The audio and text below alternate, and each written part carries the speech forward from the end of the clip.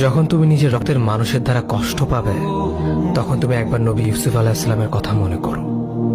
তিনি কিভাবে নিজের ভাইয়ের দ্বারা প্রতারিত হয়েছিল। যখন তোমার বাবা মা না বুঝেই তোমার বিরুদ্ধাচরণ করে, তখন নবী ইব্রাহিম আলাইহিস সালামের কথা মনে করো। তার বাবা তাকে আগুনে নিক্ষেপ করায় ভূমিকা রেখেছিল। যখন তুমি সমস্যা থেকে পরিত্রাণের জন্য কোনো পথ পাবে না, তখন ইউনুস আলাইহিস সালামের কথা ভেবো। তিনি কতটা সময় তিমি মাছের পেটে আটকা পড়েছিল।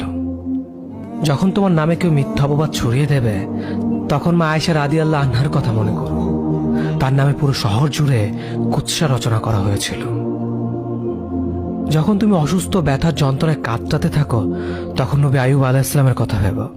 তিনি ভয়ঙ্কর এক ভাইরাসজনিত রোগে আক্রান্ত হয়ে তোমার থেকে বেশি কষ্ট পেয়েছিল। যখন তুমি দিনের কোনো বিধান নীতিতে যুক্তি খুঁজে পাও না, তখন নবী নূহ আলাইহিস সালামের কথা ভেবো। তিনি কোনো প্রশ্ন ছাড়াই মরুভূমিতে নৌকা তৈরি করেছিল।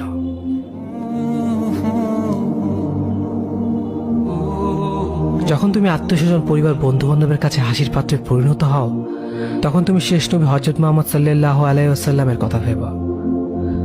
রাসূল সাল্লাল্লাহু আলাইহি ওয়াসাল্লাম বলেছিলেন, সবচেয়ে বড় পরীক্ষা দিয়ে সবথেকে বড় পুরস্কার আসে।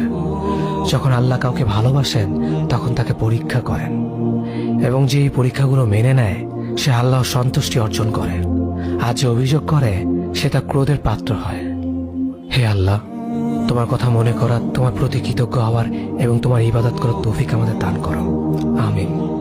যেভাবে তুমি সন্তুষ্ট হও, সেভাবেই আমাদের পরিচালিত করো।